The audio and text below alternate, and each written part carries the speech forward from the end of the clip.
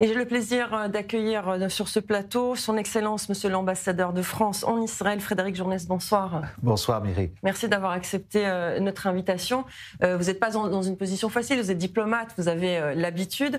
Vous venez d'entendre Anna retracer les derniers accrochages, on va dire, entre le président de la République, Emmanuel Macron, et le Premier ministre israélien, Binyamin Netanyahou.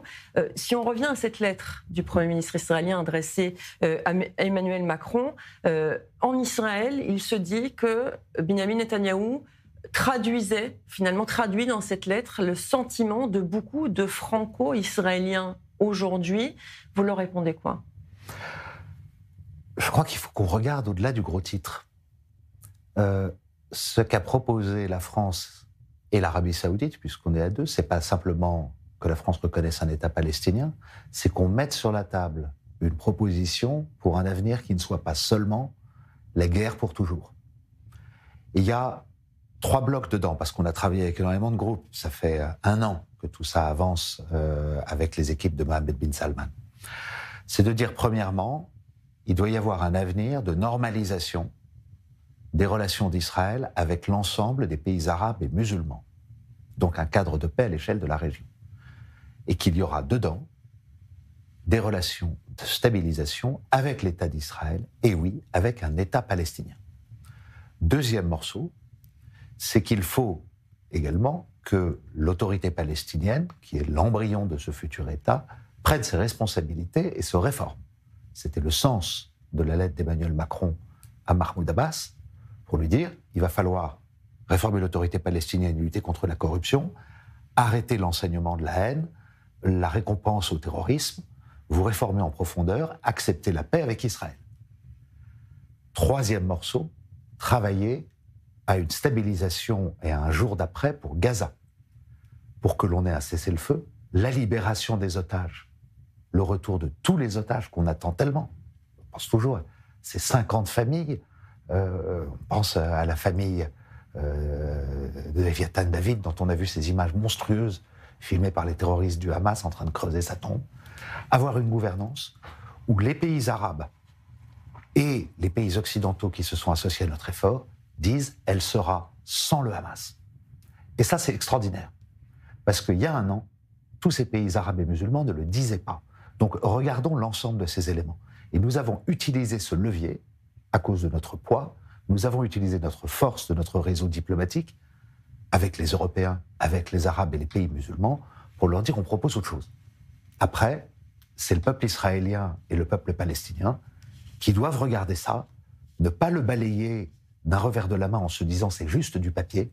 C'est aussi l'occasion, finalement, de porter un coup définitif au terrorisme et au Hamas, de faire que le 7 octobre reste la trace de l'élimination du Hamas, de Gaza et de l'avenir, et que l'on puisse se tourner vers la paix, le retour des otages, et un avenir qui fasse d'Israël ce pays extraordinaire, moi, que j'aime depuis très très longtemps, qui retrouve sa force plutôt que d'être enlisé dans ce mauvais conflit qui ne se passe pas bien et qui aujourd'hui fait du tort à Israël et à ceux qui l'aiment.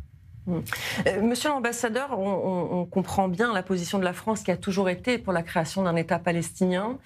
Sauf qu'aujourd'hui, reconnaître un État palestinien en septembre, puisque c'est de ça qu'il s'agit, c'est un État palestinien dans lequel le Hamas se trouve encore. Le Hamas qui a toujours le contrôle de la bande de Gaza, malgré de longs mois de guerre qu'Israël mène contre l'organisation terroriste, avec évidemment énormément de victimes civiles, il faut bien le souligner.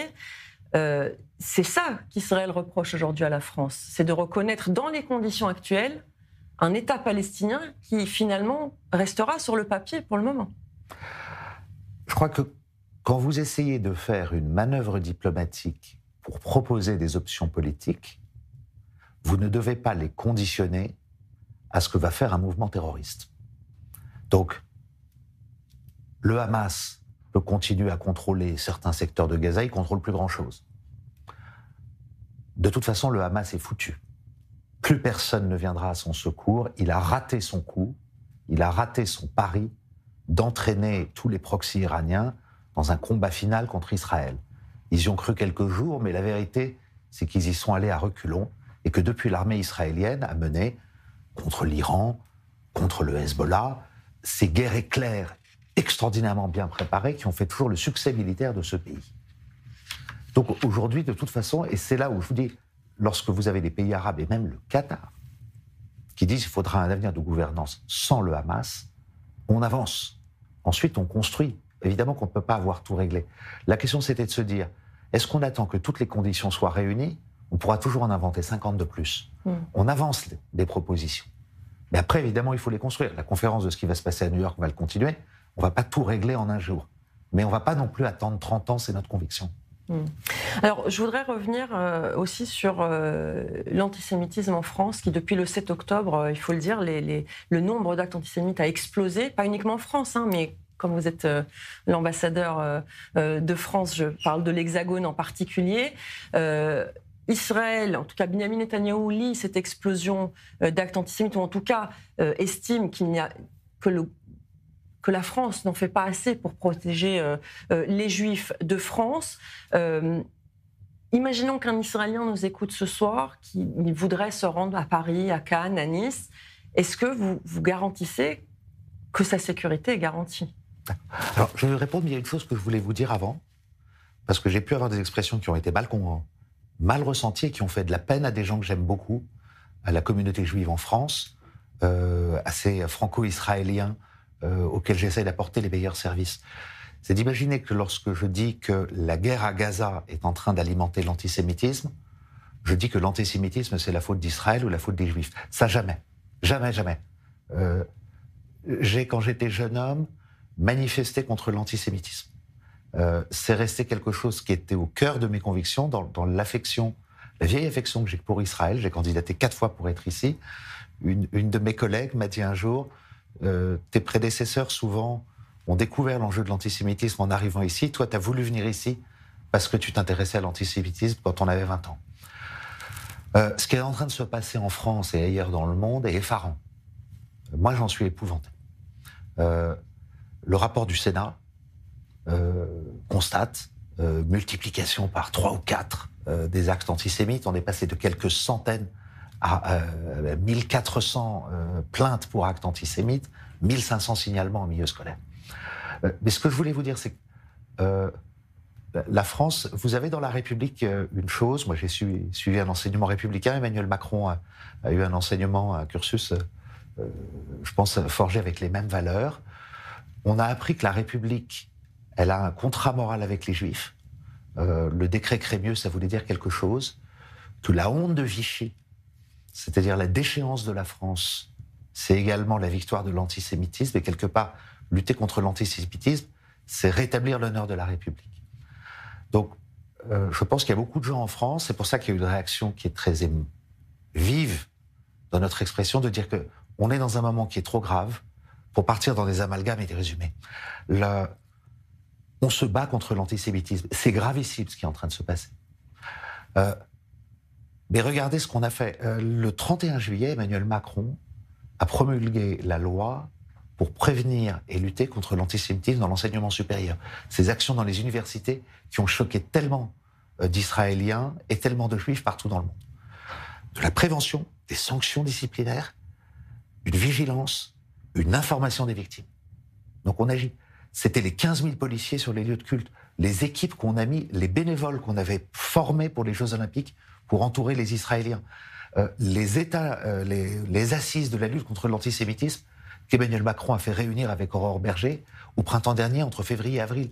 Donc on est super conscient de ce problème. On n'est pas en train de le minimiser. Oui. Alors, est-ce que vous pouvez avoir des incidents? Il y a toujours des incidents.